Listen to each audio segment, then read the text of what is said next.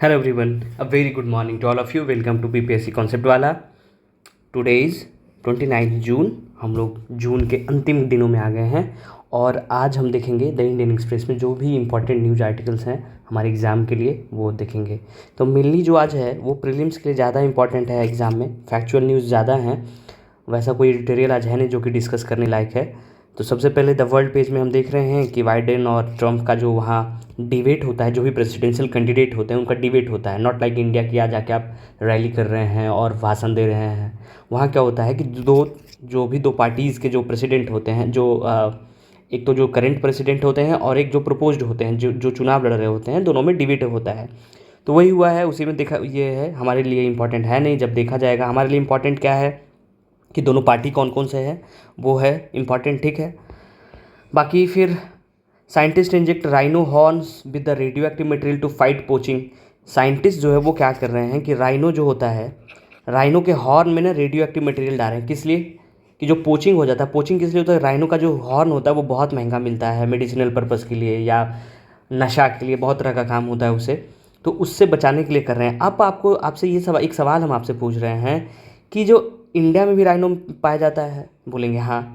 तो आपको ये बताना है कि कौन सा स्टेट है जो वन हॉर्न राइनो के लिए फेमस है और वहाँ एक नेशनल पार्क भी है, उसका नाम भी बताइए, ठीक है. ओके, आप देखिए दिल्ली में कल बहुत ज़्यादा बारिश हुआ है और वहाँ दिल्ली एयरपोर्ट का एक कनोपी था वो गिर गया. इसके कारण कुछ लोग का डेथ हो गया. सुरेंद्र साहब को बेल मिल गया. बाकी ये सब तो हमारे लिए कुछ इंपॉर्टेंट है नहीं, ठीक है. तो हम सीधा अपने वो पीपीटी पे आते हैं और वहाँ से डिस्कस कर लेते हैं जो भी इंपॉर्टेंट न्यूज़ है. यहाँ देखिए वाटर लॉगिंग हो गया, तो जो भी दिल्ली में रह रहे हैं वो एक बार रूट देख लें. रीरूट हो गया है बहुत सारा चीज़ कि कहाँ कहाँ से जाना है. बहुत जगह वाटर लॉगिंग है, तो सोच समझ के निकले. इनफैक्ट ना ही निकले बिना मतलब का, जब बहुत ज़रूरी काम हो तभी निकले. कहाँ से कनोपी गिर जाएगा किसी के सर पे, कहाँ क्या गिर जाएगा कुछ पता नहीं है, ठीक है. उसके बाद आज आपके साथ डिस्कस करेंगे कि आप हमेशा सुनते रहते होंगे कि दिल्ली का जो है वहाँ के गवर्नर और वहाँ के गवर्नमेंट जो है रूलिंग गवर्नमेंट, उसमें हमेशा टसल चलते रहता है, स्पार ओवर होता है. तो आपको हम एक हिस्ट्री बता देंगे कि क्यों ऐसा होता है, क्या कारण है, ठीक है. तो सीधा आते हैं अपने पीपीटी पे, राइट, और वहाँ से अपना न्यूज एनालिसिस शुरू करते हैं. So welcome back again and we will start from this news articles only. कि जो जो लेफ्टिनेंट गवर्नर है सक्सेना साहब और आपके जो गवर्नमेंट है उसमें फिर से जब अभी वाटर लॉगिंग हो गया वहाँ, तो अब रिस्पॉन्सिबिलिटी तो कोई लेना नहीं चाहेंगे कि हाँ ये मेरा रिस्पॉन्सिबिलिटी है. तो जो गवर्नमेंट होगी वो बोलेगी कि एलजी के कारण नहीं हुआ, और एलजी बोलेंगे कि जो गवर्नमेंट है they are not cooperating with us. So there is a tussle. Who suffers? The public, right. तो सबसे पहले आपको न्यू दिल्ली का स्टोरी बताते हैं. वी विल स्टार्ट फ्रॉम 1911 कि 1911 में क्या होता है, दिल्ली दरबार करवाया जाता है. दिल्ली दरबार, और दिल्ली दरबार में गेस्ट कौन होते हैं? जॉर्ज फिफ्थ, ठीक है. और वो क्या करते हैं कि कोलकाता से कैपिटल हटा के कहाँ कर दिया जाता है? न्यू दिल्ली. सॉरी, उसमें न्यू दिल्ली नहीं था, दिल्ली, ठीक है. और दिल्ली के उसमें वाइसराय कौन होते हैं? कैपिटल चेंज हो जाता है. उसके बाद 1931 में इरविन जो हैं वो वाइसराय होते हैं और इसको सिटी को रिकंस्ट्रक्ट करवाते हैं, ठीक है. और दो आर्किटेक्ट होते हैं, उनका नाम क्या है? इडविन लुटियंस. सब नाम सुनेंगे लुटियंस दिल्ली का, ठीक है. तो लुटियंस दिल्ली हम लोग क्यों कहते हैं? क्योंकि उनके जो आर्किटेक्ट थे इडविन लुटियंस, उन्हीं के नाम पे we said Lutyens Delhi, right. So Edwin Lutyens और दूसरे थे Herbert Baker. These two were the architect who architect Delhi को वो रीडिजाइन किए, ठीक है. उसके बाद देश आज़ाद हो गया हमारा. जब देश आज़ाद होगा, आफ्टर इंडिपेंडेंस की बात करें तो उस समय जब देश आज़ाद हो गया तो चीफ कमिश्नर अपॉइंट किया जाता था जो कि दिल्ली को देखते थे, दिल्ली पे रूल किया करते थे. लेकिन फिर 1966 में क्या हुआ कि दिल्ली को स्टेट से हटा के यूटी बना दिया गया, ठीक है. और यूटी में जो चीफ कमिश्नर हुआ करते थे, चीफ सीसी, वो उनको हटा के हम लोग क्या अपॉइंट कर दिया गया वहाँ? लेफ्टिनेंट गवर्नर, ठीक है. और ये यूटी बन गया कि ये सीधा कौन इसको करेगी? पावर का डिस्ट्रीब्यूशन हो गया कि कुछ कुछ पावर है, सिक्योरिटी ये सब जो है वो ये सेंट्रल गवर्नमेंट के पास चला जाएगा, बाकी जो कुछ कुछ काम है वो स्टेट गवर्नमेंट के पास चला जाएगा. हमारे लिए उतना इंपॉर्टेंट है नहीं क्योंकि दिल्ली के बारे में पूछेगा नहीं. उसके बाद बस एक 69th अमेंडमेंट हो गया फिर 1991 में, और वहाँ क्या हुआ कि नेशनल कैपिटल रीजन बना दिया गया दिल्ली को। इसमें कौन कौन से हैं, जो भी उसके दिल्ली के नेबरिंग है, इधर हरियाणा हो गया, यहाँ यूपी हो गया, ठीक है। तो ये दोनों स्टेट के जो भी कुछ कुछ रीजन हैं जो कि दिल्ली से टच करते हैं, उसको बोला गया कि ये कैपिटल टेरिटरी में आएगा, दिल्ली कैपिटल टेरिटरी में आएगा। और वो कब हुआ, 69th अमेंडमेंट से 1991 में, ठीक है। तो इसमें वही बोला जा रहा है कि एक दूसरे पे एलिगेशन लगा रहे हैं, हमारे लिए इंपॉर्टेंट नहीं, जो इंपॉर्टेंट था हम आपके साथ डिस्कस कर दिए। अब आते हैं अगले न्यूज़ पे। अगले न्यूज़ में ये है कि जयशंकर जो है वो इंडिया के डेलीगेशन को लीड करेंगे, कहाँ, SCO समिट में। अब व्हाट इज SCO? SCO का मतलब क्या होता है, Shanghai cooperation organisation, Shanghai cooperation organisation, ठीक है। ये पहले जो ये ऑर्गेनाइजेशन था, इसका पहले का नाम क्या था, संघाई 5। संघाई 5 को सक्सीड करके ये इंस्टीट्यूशन बनाया गया संघाई कोऑपरेशन ऑर्गेनाइजेशन। ये इसमें कौन कौन मेंबर थे, इसमें थे चाइना, रशिया, कजाकिस्तान, किर्गिस्तान और तजाकिस्तान, है ना। कजाकिस्तान, किर्गिस्तान और तजाकिस्तान 5 मेंबर हो गए, ठीक है। ये लोग पांचों मिलके ये संघाई 5 बनाए थे। उसके बाद में 2001 में चाइना और रशिया दोनों मिलके संघाई कोऑपरेशन ऑर्गेनाइजेशन बनाया गया, ठीक है। और इसका हेडक्वार्टर कहाँ है, बीजिंग में, हेडक्वार्टर इज इन बीजिंग। और इसके मेंबर कितने मेंबर हैं, इसके मेंबर जो हैं वो चाइना, इंडिया, मेनली जो ये ना एशिया और यूरोप के बीच में एक कनेक्टिंग लिंक बनता है, ठीक है ना, कि वो Eurasian political, economical, international security, defence, ये सब पे ये बात करता है। और इसके जो सेक्रेटरी जनरल उनका नाम क्या है, हमारे प्रीलिम्स के लिए इंपॉर्टेंट होता है, ज़ैंग मिंग, ठीक है। ज़ैंग मिंग इसके सेक्रेटरी जनरल हैं। और इसके जो मेंबर्स कंट्री वो कौन कौन से हैं, पहले तो चाइना हो जाएगा, चाइना के बगल में रशिया हो जाएगा, ठीक है। हमारा देश अपना इंडिया हो गया, इंडिया का पड़ोसी हमारा छोटा भाई पाकिस्तान, ठीक है। उसके बाद जो वो मिडिल ईस्ट वाला जो कंट्री आता है, उसके बगल में ईरान हो गया। उसके बाद कजाकिस्तान, किर्गिस्तान, ठीक है, तजाकिस्तान और उज्बेकिस्तान, ठीक है। ये सारी कंट्री जो है इसके मेंबर है, परमानेंट मेंबर है। अब बात आती है कि इंडिया और पाकिस्तान कब ज्वाइन किया संघाई कोऑपरेशन को, तो in 2017 we have join Shanghai cooperation organisation, SCO को ज्वाइन किए हैं, ठीक है।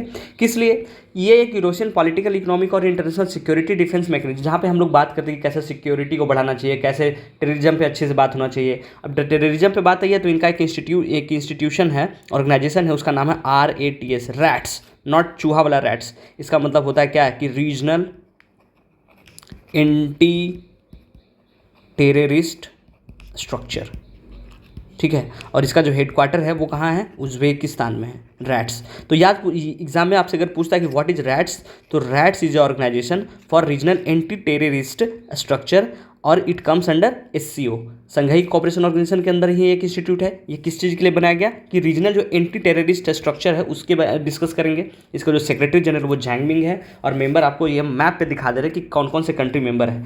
ये देखिए, ये हमारा एशिया, ये इतना एशिया आता है और ये यूरोप आता है, सॉरी ये तो अफ्रीका में, ये यूरोप है। तो ये दोनों को कनेक्टिंग लिंक है ये। अब देखिए, China, Russia, India, Pakistan, Iran, ठीक है। और कौन कौन सा है, कजाकिस्तान ये कंट्री हो गया।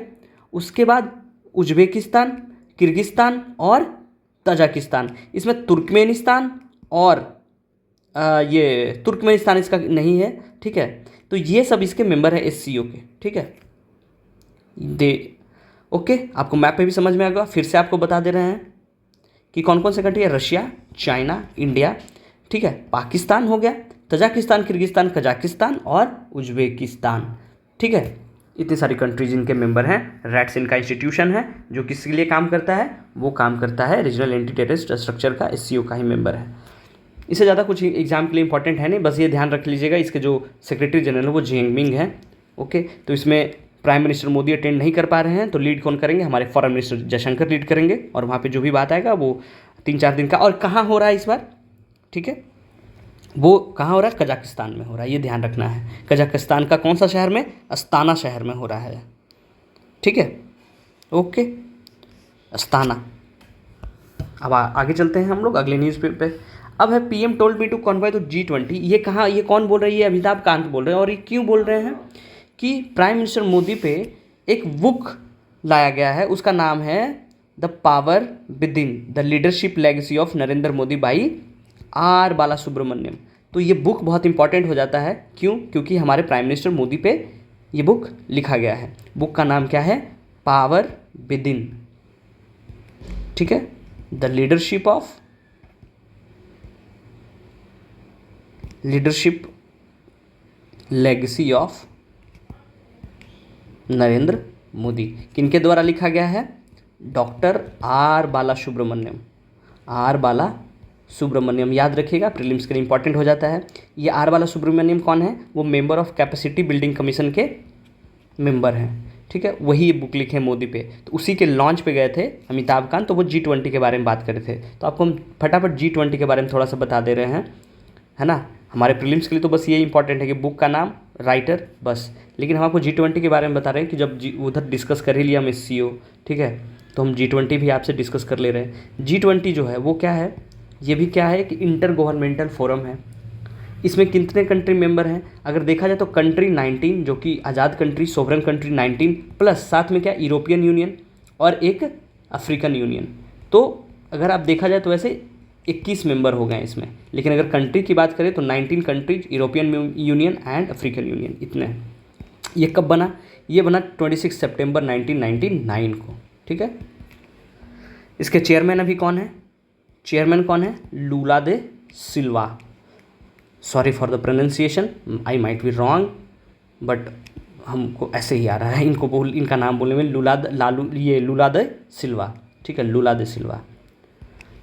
अब ये इंपॉर्टेंट क्यों हो जाता है? तो G20 हमारे लिए इंपॉर्टेंट इसलिए हो जाता है, पूरे देश के लिए, पूरे वर्ल्ड के लिए, अर्थ के लिए, क्योंकि ये जो है 80% ऑफ ग्रॉस वर्ल्ड प्रोडक्ट इसमें पार्टिसिपेशन होता है, 75% ऑफ इंटरनेशनल ट्रेड होता है ना, 2/3 ऑफ ग्लोबल पॉपुलेशन इसमें पार्ट लेता है, और 60% of world land area is a member of G20। जो पूरे देश का जितना लैंड है उसका 60% जो पार्ट है वो G20 का पार्ट है।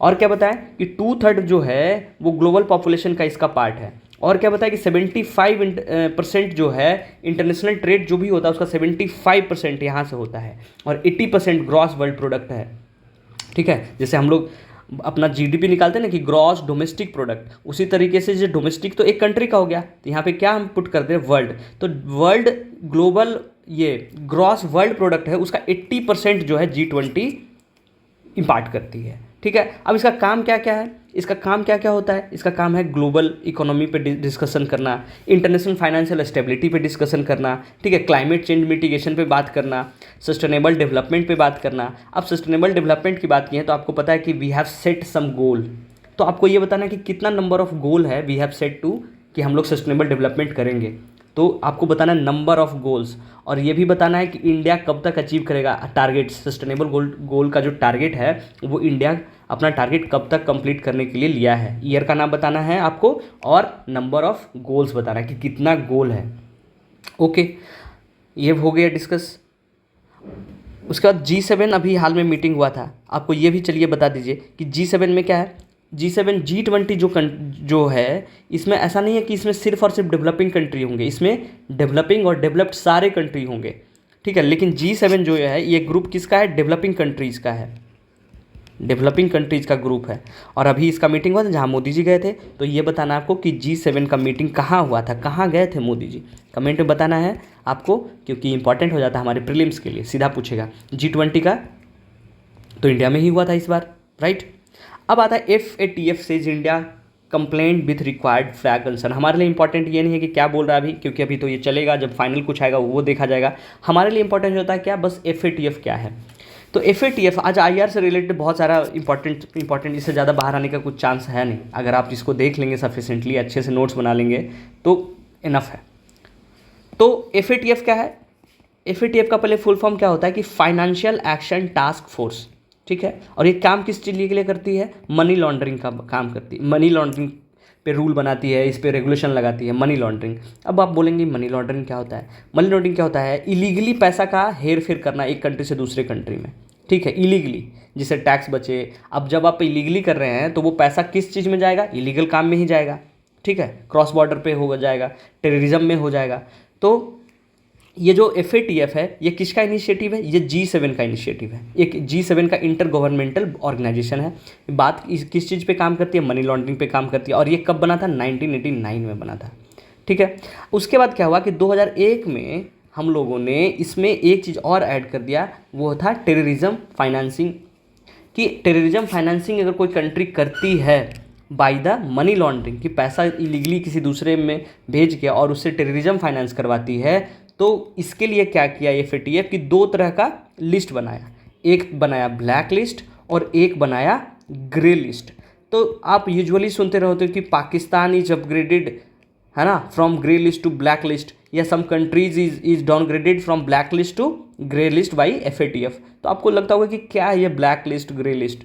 सो ये 2 लिस्ट किस लिए बनाया गया कि 2001 में ये मनी लॉन्ड्रिंग पे काम करती थी। उसके बाद 2001 में हम लोग क्या करते कि टेररिज्म फाइनेंस भी ऐड कर दिए। अब क्या है कि अब हम कैसे पता करेंगे कि कौन सी कंट्री ज़्यादा टेररिज्म फाइनेंसिंग कर रही है? तो 2 लिस्ट बना दिए, ब्लैक लिस्ट और grey list. So grey list, black list में जो होता है कंट्री, तो मेनली उस पर क्या हो जाता है कि कॉल फॉर एक्शन, कि अगर कोई कंट्री ब्लैक लिस्ट में है तो उस पर एक्शन लिया जाना चाहिए तुरंत, कॉल फॉर एक्शन। और अगर जो कंट्री ग्रे लिस्ट में आया है, मतलब कि अदर मॉनिटर्ड जुरिस्डिक्शन पे बात करेंगे। ठीक है, अदर मॉनिटर्ड जुरिस्डिक्शन। आप टेंशन मत लीजिए, जो लिख रहे हैं हम अच्छे से लिख के आपको PDF दे देंगे ग्रुप में, ताकि आप नोट्स बना पाएँ, या फिर नोट्स नहीं बना पाए तो PDF रखें रिवीजन के लिए। ठीक है, अभी हम टाइम बचाने के लिए ऐसे लिख दे रहे हैं जल्दी जल्दी में। तो ग्रे लिस्ट और ब्लैक लिस्ट हो गया। अब बोलेंगे कि ब्लैक लिस्ट में चले जाने से दिक्कत क्या होगा? अगर आप ब्लैक लिस्ट में चले जाते हैं, आपकी कंट्री का नाम ब्लैक लिस्ट में चला जाता है, इसका मतलब कि आप दूसरे कंट्री में तबाही का काम करते हैं, टेररिज्म फाइनेंसिंग करते हैं, है ना, आपका जो अफेयर है वो अच्छा नहीं है। तो क्या है कि आपको जो भी वर्ल्ड बैंक, IMF, ये सब जो आप कहीं से जो कर्जा लेना चाहेंगे तो आपको कोई नहीं देगा। कि तुम पैसा लेते हो और पैसा लेके क्या कर देते हो, जैसे कि कोई आप अपने घर से पैसा लिए कि मुझे दवा लेना है, और आप जाके कर क्या रहे हैं, कुछ इलीगल ड्रग्स का कुछ कर ले रहे हैं, या कुछ फालतू का उड़ा दे रहे हैं। ठीक है, तो उसी तरीके से इसलिए कोई कंट्री चाहता नहीं कि ब्लैक लिस्ट में जाए। तो अभी ब्लैक लिस्ट में कंट्रीज कौन कौन सी होंगी? तो अभी शायद ईरान है, ठीक है, म्यांमार होगी, और नॉर्थ कोरिया तो है ही। ठीक है, और ग्रे लिस्ट में जो है मेनली अफ्रीका की जो कंट्रीज़ है ना, जहाँ पे जो कू होता है, आपको मैप में दिखाते हैं कौन सी कंट्रीज़ होगी। ये सब, ये जो रीजन है ना, मेनली इस रीजन में की जो कंट्रीज़ हैं, है ना, बुर्किना फासो, नाइजीरिया, चैड, है ना, गैबोन, कॉन्गो, ये सब जो कंट्रीज़ हैं वो सब ग्रे लिस्ट में आती है। क्योंकि यहाँ पे बहुत ज़्यादा ये स्टेबिलिटी नहीं है, वहाँ बहुत ज़्यादा लड़ाई उड़ाई होते रहता है एक दूसरे में, कभी कू हो गया, ये रीजन में इतना ज़्यादा कू हो गया कि मत ही कहिए। ओके, तो आपको समझ में आ गया होगा FATF क्या है, ब्लैक लिस्ट, ग्रे लिस्ट भी समझा दिए क्या होता है ना, ये किसका बॉडी है ये भी पता हो गया, है ना। इसका हेडक्वार्टर कहाँ है? इसका हेडक्वार्टर आपको बता दे रहे हैं, हेडक्वार्टर है पेरिस में। ठीक है, और इसके प्रेसिडेंट कौन है ये इंपॉर्टेंट हो जाता है, क्योंकि जो प्रेसिडेंट है वो एक इंडियन है, उनका नाम है T राजा कुमार। ओके, 2 साल के लिए चुने गए हैं, शायद 2022, 1 जुलाई 2022 से, 1 जुलाई 2022 से 2 साल इनका कार्यकाल होगा FATF के चेयरमैन के रूप में। T Raja Kumar, headquarter Paris, 1989 में बना, मनी लॉन्ड्रिंग पे काम करती थी, G7 का पार्ट है। 2001 में ये टेरर फाइनेंसिंग हम लोग ऐड किए, उसके बाद ये ब्लैक लिस्ट और ग्रे लिस्ट बना। ठीक है, अब आते हैं प्लेसेस इन न्यूज़ पे। तो आपको पता होगा कि फ्रांस में क्या होने वाला है, चुनाव होने वाला है। तो सबसे पहले हम फ्रांस को मैप पे देखते हैं कि है कहाँ। तो जो फ्रांस है वो यूरोप में आती है। ठीक है, तो सबसे पहले हम देखते हैं फ्रांस का ये एरिया, ये है पोलैंड, और ये है जर्मनी, और ये है फ्रांस। तो फ्रांस का जो नेबरिंग कंट्रीज है उसको देख लेते हैं कौन कौन सा है। तो फ्रांस का नेबरिंग कंट्रीज तो देखेंगे, सबसे पहले नीचे जो है स्पेन है, बगल में हमारी मेलोनी साहब इटली है। ठीक है, स्विट्ज़रलैंड हो गया, जर्मनी हो गया, बेल्जियम हो गया, लग्जमबर्ग हो गया, और ब्रुसेल्स हो गया। और फ्रांस का कैपिटल कहाँ है? पेरिस। अभी आपको बताया क्या कि FATF का जो हेडक्वार्टर है वो कहाँ है? पेरिस में है। हेडक्वार्टर कहाँ है? पेरिस में। और Paris is the capital of France. ठीक है, और यहाँ से देखिए ये लंदन हो गया, ये UK हो गया, आयरलैंड। तो फ्रांस का जो नेबरिंग कंट्रीज़ है वो आपको दिख गया। और यहाँ पे जो वाटर बॉडीज है वो देख लेते हैं सबसे पहले। ये वे ऑफ विस्के है, यहाँ पे लिगेरियन सी, टेरेनियन सी इटली के पास में, और इंग्लिश चैनल यहाँ पे है। इंग्लिश चैनल आपसे पूछा जाए तो किसको किसको डिस्ट्रीब्यूट करिए? फ्रांस और UK को, है ना। तो तो ये हमारे लिए इंपॉर्टेंट। तो आपको समझ में आ गया कि फ्रांस कहाँ है। अब इंडिया कहाँ पे होगा, ये ईरान है, ईरान से उस तरफ इंडिया होगा, तो हमारे लिए वेस्ट साइड हो गई फ्रांस, जर्मनी, ठीक है, इसके अगल बगल में हो गया। अब यहाँ पे देखिए और डिटेल में आपको दिखा दे रहे हैं कि जो फ्रांस है और बेल्जियम, जर्मनी, स्विट्ज़रलैंड, है ना, स्पेन, इटली, ये सब इसका नेबरिंग कंट्रीज है जो लैंड वाटर शेयर करती है। यहाँ पे इंग्लिश चैनल हो गया, बे ऑफ बिस्की हो गया, याद रखिएगा बे ऑफ बिस्की कहाँ पे है, यहाँ ना बेलारिक सी हो गया, है ना, यहाँ नीचे में, और यहाँ पे जो गल्फ बन रही है लिगेरियन सी है।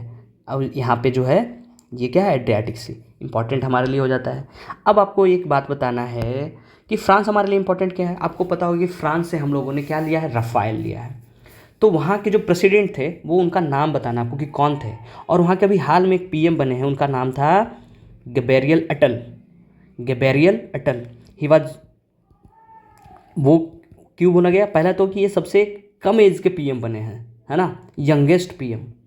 और ये openly gay, he declare himself कि ये गे हैं और वो पीएम है ना, openly declared gay PM of France. और आपको बताना क्या है कि प्रेसिडेंट कौन है, बहुत ही फेमस है, इंडिया भी आए हैं, उनका नाम बताना है, कमेंट करिए, ठीक है। तो आपको हम फ्रांस मैप पे दिखा दिए। आज का डिस्कशन यही सब था, ठीक है। आई होप आप नोट्स बनाएंगे, प्रीलिम्स के लिए बहुत इंपॉर्टेंट हो जाता है। सारा इंस्टीट्यूशन जितना भी नाम बताया, उसका हेडक्वार्टर, उसके प्रेसिडेंट, मेंबर्स, सब आपको पढ़ लेना है, सबको याद कर लेना है ना। बाकी अगर आपका कोई सजेशन है कि इसमें जो कुछ इम्प्रूवमेंट हो सकता है, कि क्या इम्प्रूवमेंट किया जा सकता है, आपको कोई डिसलाइक लगता है, जिसमें कमी लगता है, वो भी बताएं, खुल के बताएं। आपका अपना चैनल है, अपना समझ के बताएं। आपको कुछ लगता है कि इसमें ऐड किया जा सकता है, किसी चीज़ पर डिटेल डिस्कशन करवाना है, आप बताइए, है ना। यू आर मोस्ट वेलकम, है ना। We are waiting for you in comment box, है ना। हम लोग उसको बहुत ही अच्छे से मॉनिटर करते हैं, आपका सारा कमेंट्स हम लोग पढ़ते हैं। कमेंट करिए। So thank you so much, फिर मिलते हैं, बाय बाय।